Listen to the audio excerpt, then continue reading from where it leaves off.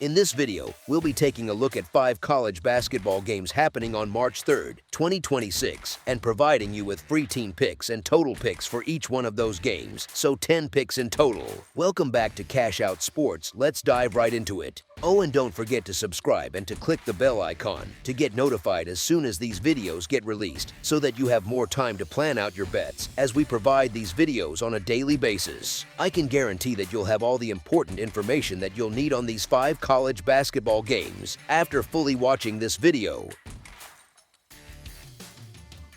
One more thing before we start. If you would like to gain access to our best exclusive sports picks to take your journey to the next level, then check out our Patreon in the link down below, where we offer our best single picks, parlay picks, and much more. Now let's get started.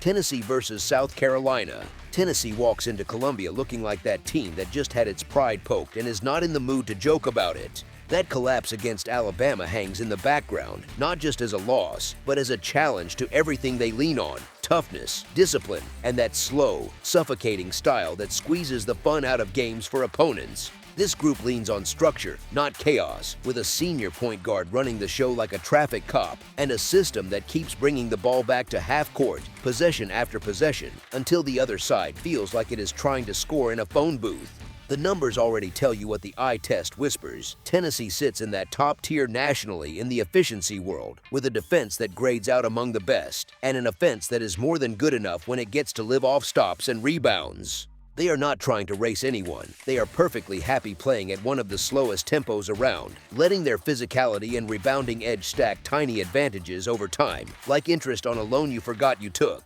That kind of style is annoying to play against on a neutral floor, and it is even worse when you are a home underdog that already has to scratch for every clean look you can find.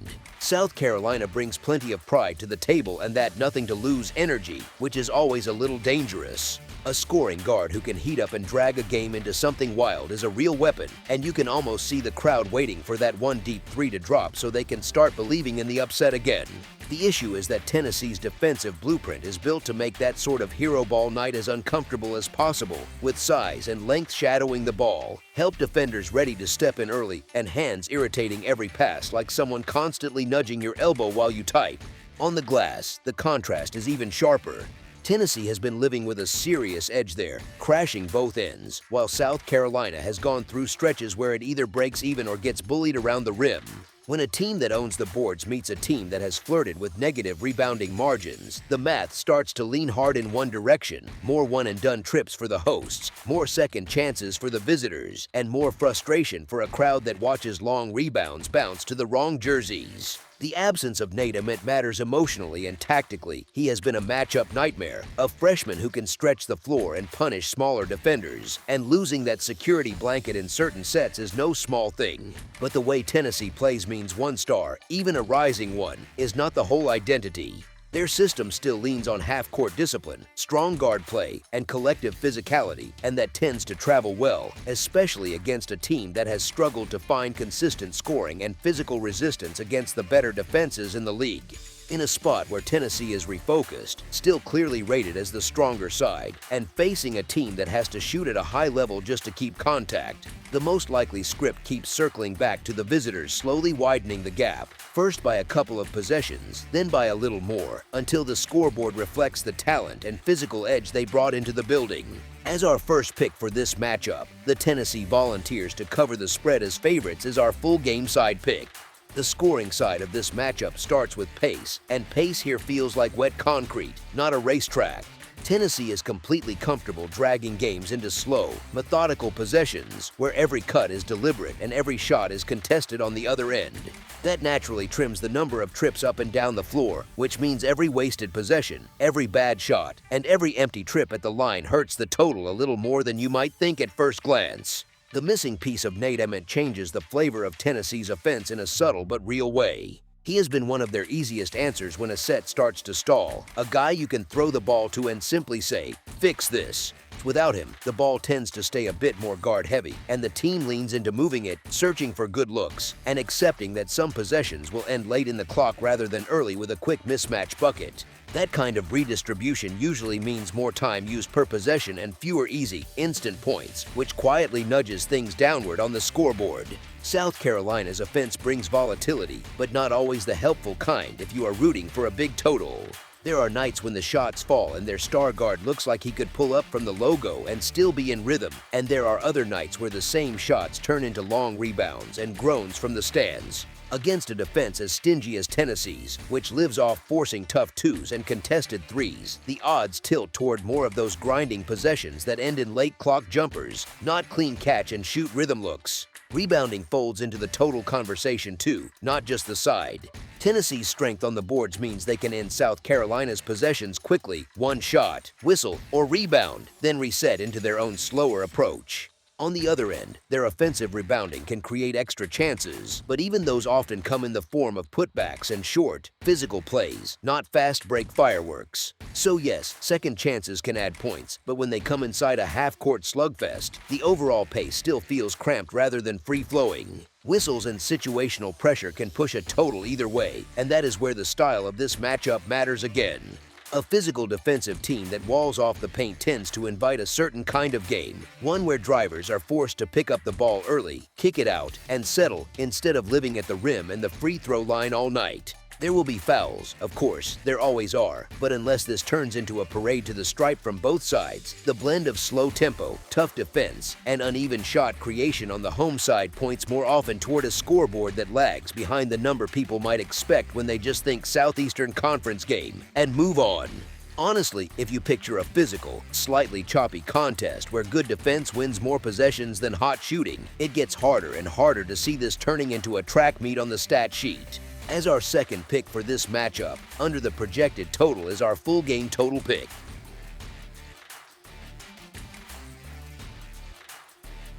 Alabama versus Georgia. Alabama rolling into Athens feels less like a quiet road trip and more like a stress test for both teams. The building will be loud, the students will be on their feet, and it has that classic Southeastern Conference feel where every possession looks a little bigger than it probably is. Alabama comes in playing the kind of confident basketball that travels. Recent games have shown how flexible this group can be, and that matters a lot in spots like this. They can lean into that up-tempo, free-flowing style that fires up quick threes and early attacks, but they have also shown they can live in a slower, more physical game when the moment demands it. That comeback against a physical opponent on the road was a good example because once things tightened up, Alabama still found ways to get stops, get organized, and score out of actual structure instead of just chaos.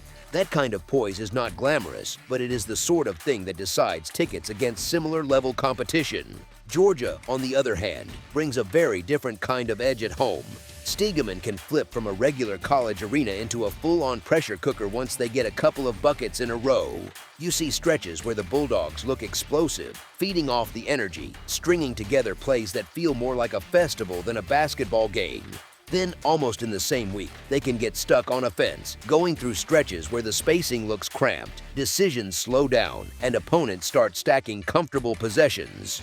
Honestly, that volatility is part of the fun if you are just watching, but it is also what keeps their ceiling and floor fairly far apart in these big conference games. Alabama has tested itself over and over against strong schedules, and that experience shows up late in close contests. They have been through loud gyms, swings in momentum, and nights when the shots were not falling early and still found ways to grind back into control. And that kind of background matters when you are talking about who can handle the last 4 or 5 minutes with a clear head.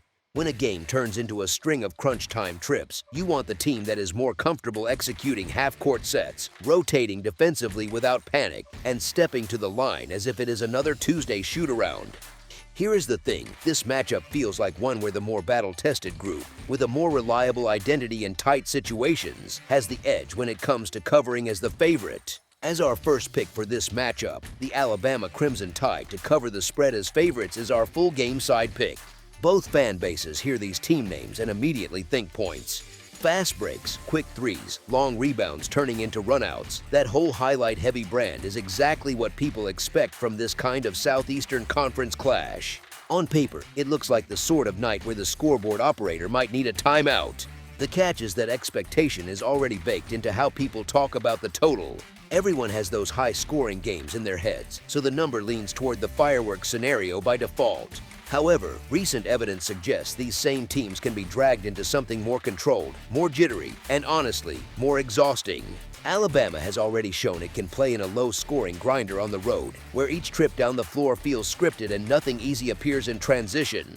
When that happens, the pace does not really vanish, it just gets buried under whistles, longer possessions, and coaches calling sets instead of letting guys freelance. Georgia has also had plenty of nights where the offense simply cools off against serious resistance. You see games where they settle in the mid-60s or low 70s because drives get cut off, jumpers come under heavier contest, and second chance looks dry up.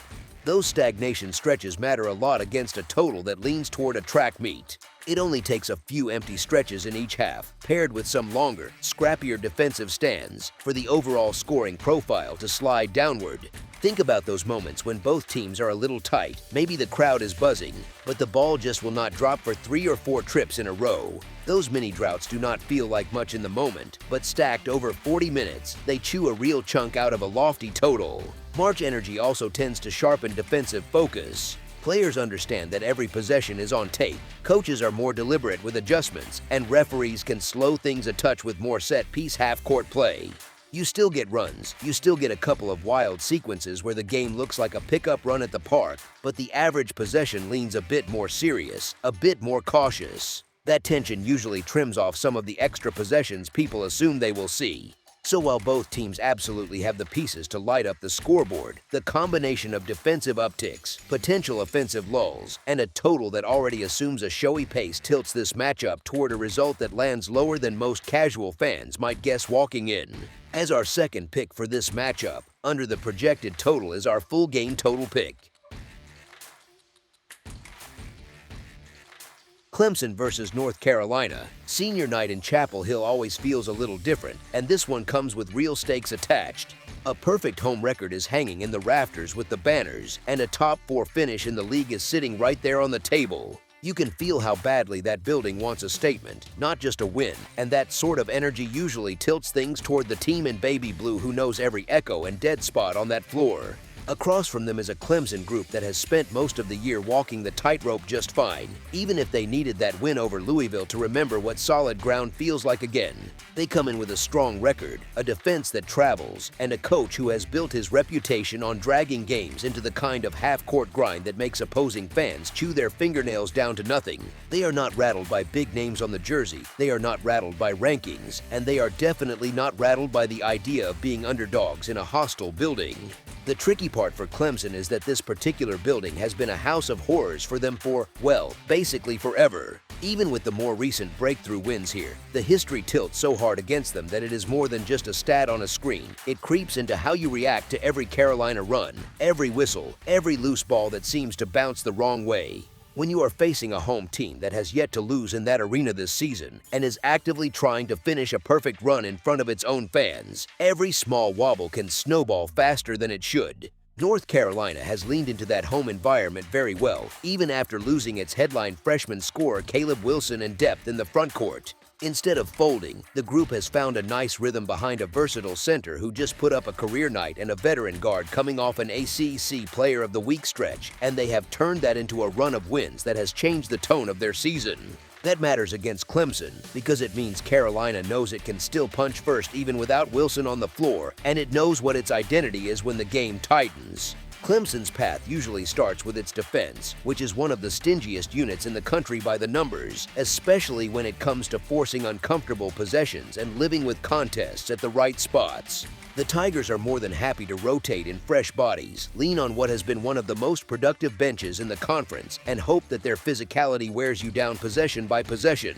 The catch is that to really bother this Carolina offense in this building, you have to do it without fouling and without letting the crowd smell blood, and that is where things get dicey for visitors. We just saw what happens when an opponent leans a little too hard on the foul card in this gym. Virginia Tech tried it. Carolina calmly stepped to the line 30 times, knocked down 23 of them, and suddenly a close one turned into another happy walk off the floor for the home side. If Clemson's bigs and wings start picking up cheap ones trying to wall off drivers or contest late in the clock, that deep bench turns from an asset into a patch job, and it is very tough to cover for that against a team that keeps attacking angles until something breaks. On the flip side, when Clemson's offense gets sticky, it can lean into stretches where jumpers have to save them, and that is a scary way to live in a building like this. North Carolina is not perfect defensively, but in front of a loud crowd, with the adrenaline of senior night and a spotless home record to protect, those closeouts get a little quicker and the floor feels a little smaller for a visiting backcourt that has already carried a heavy load all year. If the Tar Heels can string together just a few of those trademark spurts where they turn stops and defensive rebounds into waves of quick-hitting offense, Clemson suddenly finds itself not just trying to win, but trying to keep the margin respectable. Honestly, this one sets up like the kind of night where the home team spends a while trading blows, then gradually leans harder and harder on the things that have worked all season in that building until the resistance finally cracks. Between the emotional boost, the unbeaten home slate, and a matchup that magnifies Clemson's margin for error, the stage is built for the host to not just survive, but separate by the time we get into those last few media timeouts. As our first pick for this matchup, the North Carolina Tar Heels to cover the spread as favorites is our full game side pick. On one hand, you have a North Carolina team that has quietly become one of the more entertaining offenses around, scoring right around the low 80s on average and happily pushing the pace at home when the crowd starts humming. On the other, Clemson brings a reputation for defense, but lately their games have been much more open than that label suggests, especially with that 80-75 shootout against Louisville fresh in everyone's mind. Carolina's recent home box scores read like a playlist of fireworks. Virginia Tech just felt the full blast in a contest that finished in the high 80s for the Tar Heels and high 70s for the Hokies, with both teams well north of 50% shooting and Carolina piling up trips to the line. Louisville before that was another example, a tight game where Carolina's guard play took over and the final number still climbed into that sweet spot bettors love for overs. This group is comfortable in games where the scoreboard operators stay busy, especially in Chapel Hill. What really fuels those bigger totals is not just raw speed, it is how both teams choose their shots. Carolina is more than willing to hunt early offense, spread the floor, and trust that its mix of shooters and attacking wings will create enough high-value looks, and the numbers back that up with an offensive rating north of 117. Clemson, for its part, might slow the ball a touch, but it still scores in the mid-70s on average, and when the Tigers are clicking they get to the stripe, hit from deep, and force opponents to match them possession for possession. Here is the thing, even if the Tigers want to lean into their defensive identity, it rarely turns into a rock fight for a full 40 minutes in this building. All it takes is a quick whistle stretch, a couple of made threes, and one of those classic, "Here comes Carolina," runs, and suddenly the tempo drifts faster than anyone talked about in the scouting report. Clemson has enough firepower to answer, especially from the guard spot, and when both backcourts start trading tough shots and late clock makes, possessions come in bunches and that total starts racing upward. Historically, when these two link up, the matchup has leaned toward fireworks more often than not, with a lot of recent meetings sailing past their pre-game expectations. That trend fits what these versions of Clemson and Carolina have become, a defensive-minded visitor that still ends up in higher scoring battles than its reputation suggests, and a home side that ramps up both efficiency and tempo when it gets the Dean Dome crowd behind it. When you combine Carolina's scoring profile, Clemson's willingness to let its guards cook, and the whistle patterns we have seen in this arena, it is hard not to picture a game that lives closer to a track meet than a slog. Even if there are brief lulls where the defenses finally string together stops, the overall arc still keeps pulling you back toward a number that feels more like an offensive showcase than a grind. As our second pick for this matchup, over the projected total is our full game total pick.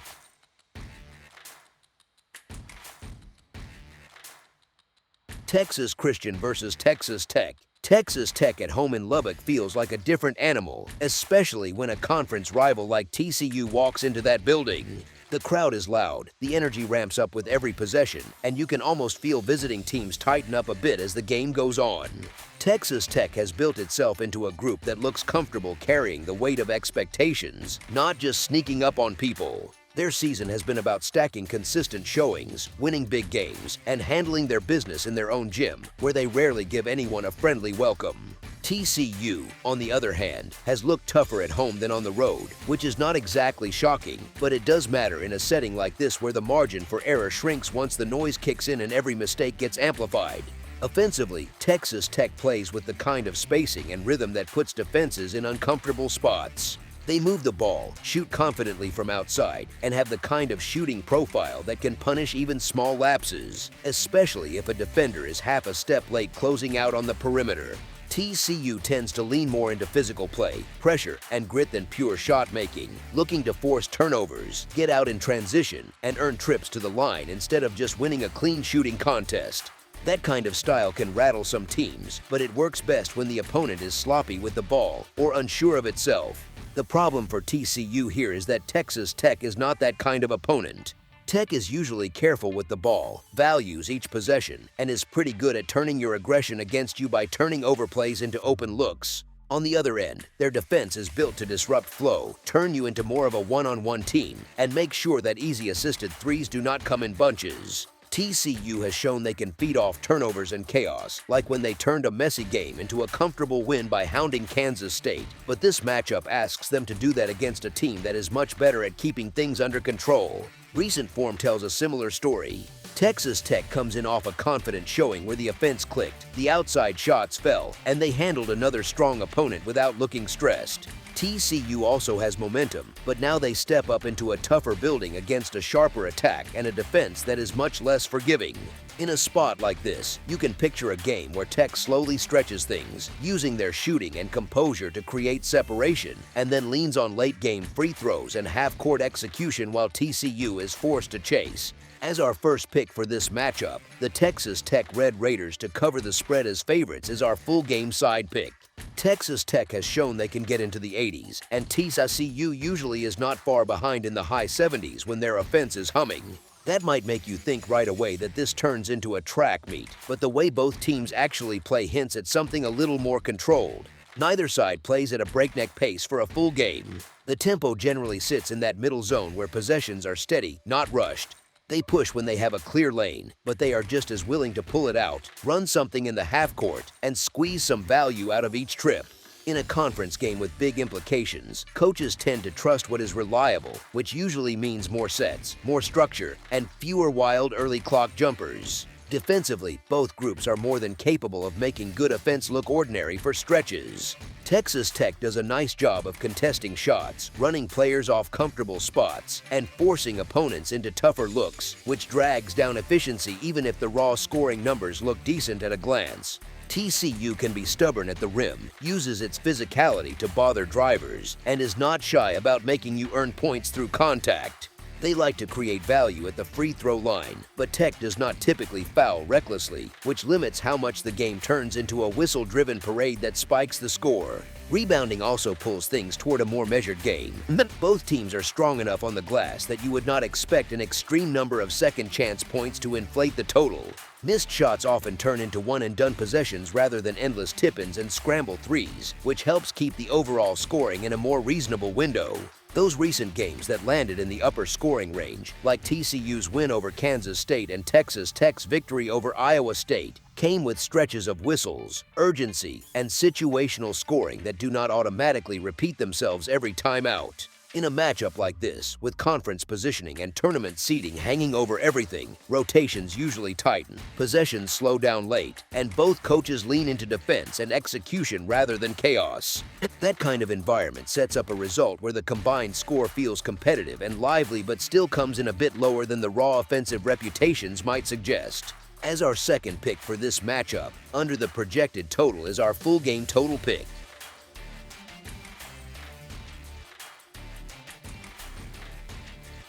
Kentucky versus Texas A&M. Reed Arena is going to feel like a pressure cooker for this one. Two teams sitting at 19-10, both chasing better Southeastern Conference standing and a calmer selection Sunday, walk into a building that gets loud in a hurry when the students smell a big game. Texas A&M is leaning into this newer buckyball personality under Bucky McMillan, with a roster that feels like it was assembled straight out of the transfer portal era and a style that wants to turn half-court sets into track meets.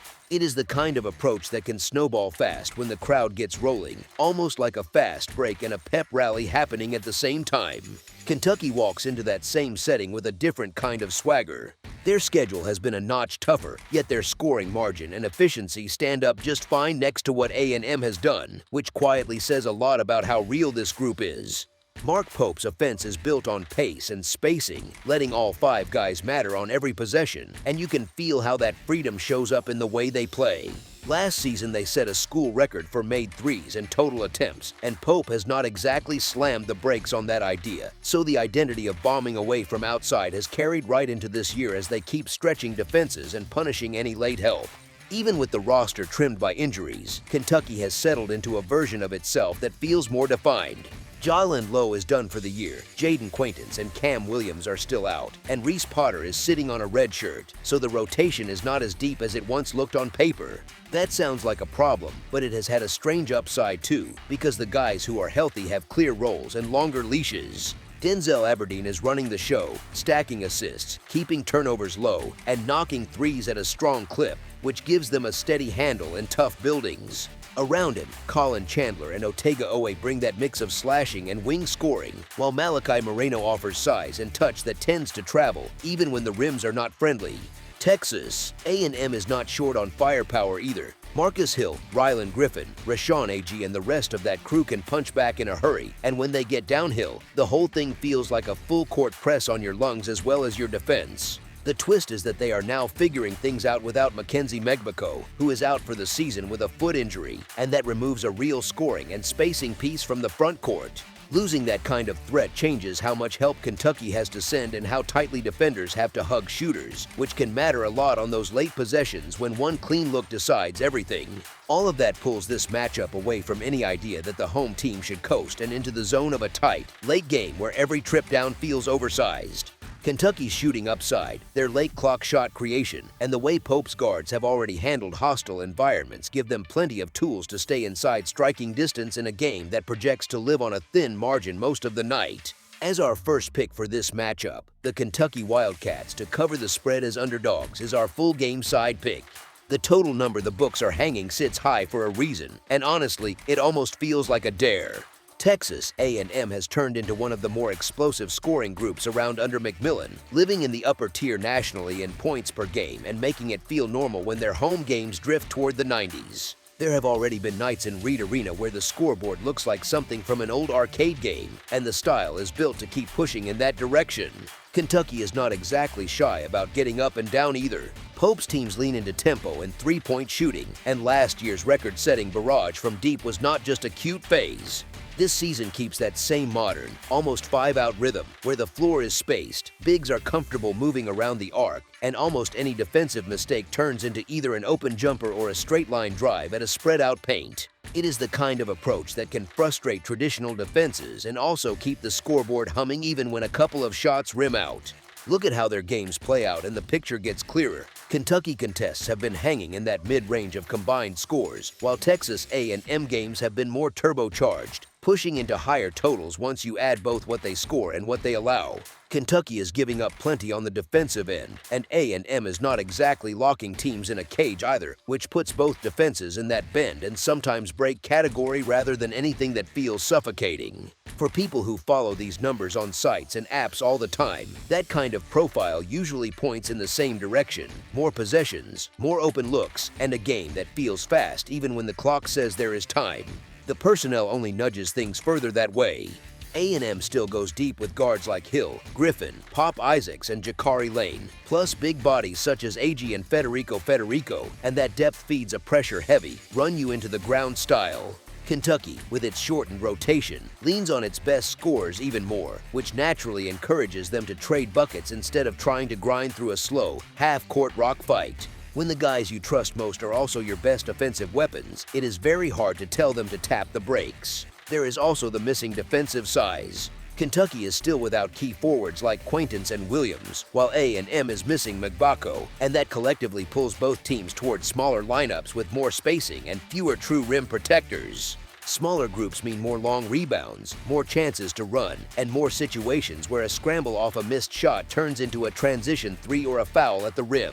Later in the game, when the whistle tends to come out more often and both teams are playing the foul game, those free throws stack onto an already high-pace environment. Could this still slow down if the officiating gets tight early or legs get heavy? Sure, that possibility is always there, and tempo is never guaranteed. But given how these offenses are built, how they have scored all year, and how this particular matchup strips out some of the more impactful defensive size, the most reasonable script has this looking like a classic Southeastern Conference shootout that spends most of the night flirting with and very possibly pushing past a very healthy total. As our second pick for this matchup, over the projected total is our full game total pick.